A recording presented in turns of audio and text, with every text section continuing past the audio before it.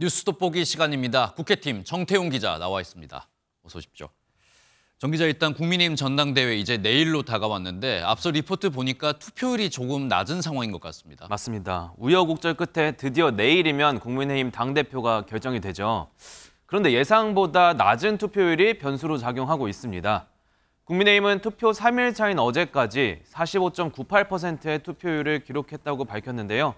같은 기간인 지난해 전당대회 3일차 투표율보다 7%포인트 넘게 낮습니다. 과도한 상호 비방전과 연설회에서의 폭력 사태 등 많은 비판이 제기된 전당대회 양상이 영향을 미쳤다는 분석이 나옵니다. 네, 투표율이 만약에 이렇게 낮게 유지가 된다면 누구한테 좀 유리하게 작용이 될까요? 이게 사실 딱 집어 말하긴 어렵겠죠. 그런데 다만 후보들은 서로 엇갈리는 해석을 내놓고 있습니다.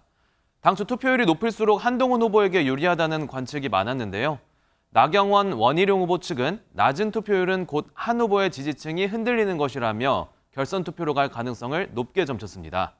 반면 한 후보는 대세 지장이 없을 것임을 자신하며 계속 갈 길 가겠다는 입장입니다.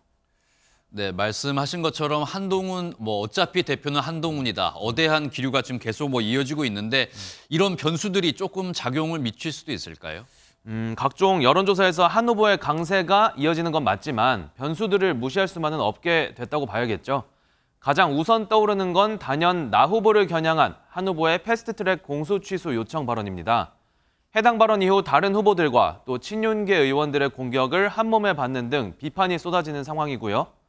이 밖에 단일화도 한 후보에겐 부담입니다. 물론 당장은 단일화에 실패했지만 결선 투표로 가게 되면 자연스레 나머지 후보들이 힘을 합치게 되면서 막판까지 장담은 어려워집니다. 네, 이번엔 김건희 여사 소환 조사 소식도 한번 짚어보겠습니다. 어제 비공개로 소환 조사를 받았는데 이 정치권 반응은 어떻습니까? 네, 먼저 민주당은 이번 주 예정된 2차 탄핵 청문회를 앞두고 소환 쇼를 연출한 것이라고 맹공을 퍼부었습니다. 수년간 소환 조사 받지 않더니 법사위 탄핵 청문회 증인 출석 요구를 앞두고 마음대로 소환 쇼를 연출한 겁니다. 반면 국민의힘은 김 여사가 절차에 따라 성실히 조사받았다고 엄호하며 정치적 악용이라고 맞받았습니다. 민주당이 이 수사 중인 건에 대해서 정치적으로 악용하는 것에 대해서는 매우 유감스럽게 생각합니다. 또 이 비공개로 조사가 이루어진 것에 대해 특혜라는 지적이 나오자 말을 아껴오던 대통령실도 입장을 밝혔는데요. 현직 대통령 부인이 12시간 넘게 직접 조사를 받았는데 특혜라고 주장하는 건 과도하다고 지적했습니다.